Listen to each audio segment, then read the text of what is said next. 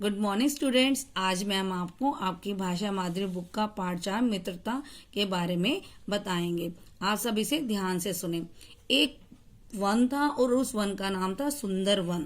और वहां पर एक बहुत ही पुराना आम का पेड़ था और उस पेड़ पर एक कोयल का घोंसला था और उस कोयल का नाम था सलोनी।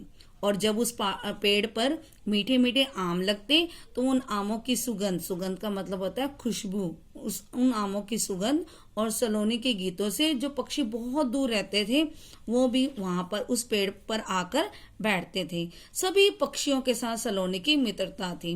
आम के पेड़ के आसपास बहुत सारी हरी घास और झाड़ियां भी थी और उस हरी हरी घास को खाने के लिए वहां एक हिरन आता था और उस हिरन का नाम था हीरक।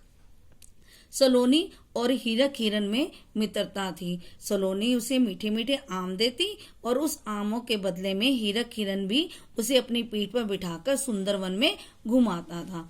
हीरक हिरन और सलोनी कोयल के अलावा वहां पर एक बूढ़ी लोमड़ी भी आती थी।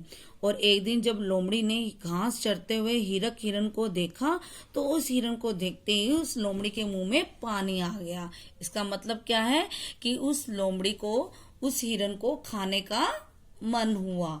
उसने सोचा कि काश मैं इस हिरन को खा लूं। सलोनी समझ गई कि कुछ तो गड़बड़ है। उसने हीरक हिरन को लोमड़ी से सतर्क, सतर्क का मतलब है सावधान रहने की सलाह दी और कहा कि तुम इस लोमड़ी से सावधान रहना। एक दिन लोमड़ी ने हीरक से कहा, मुझे हरी घास के एक मैदान का पता है, मैं तुम्हें वहां ले जाती हूँ, तुम भी मेरे साथ, मैं रोज वहां जाती हूँ, तुम भी मेरे साथ चला करो। नहीं नहीं, हीरक ने घबराते हुए कहा।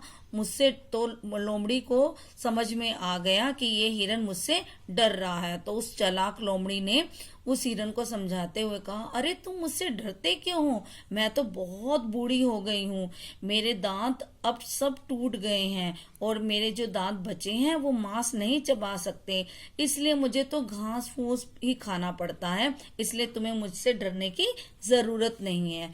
लोमड़ी ने हीरक को समझाया। अब हीरक को भी लोमड़ी की इन बातों को सुनकर उस पर विश्वास हो गया और वह लोमड़ी के साथ हरी घास के मैदान तक जाता और खूब मजे से घास खाता। सलोनी ने जब ये देखा कि हीरक जो है वो लोमड़ी के साथ रोज घास चरने के लिए जाता है तो उसे समझ में आ गया कि हीरक के तो बुरे दिन आने वाले हैं, क्योंकि ये लोमड़ी बहुत चालाक है। तो सलोनी ने हीरक को बहुत समझाया, लेकिन हीरक को समझ में सलोनी की एक भी बात नहीं आई। आज हम इतना ही पढ़ेंगे। कल मैम आपको इसके आगे का पाठ पढ़ाएंगे। तब तक आप इस पाठ को बहुत अच्छे से पढ़ना। Thank you.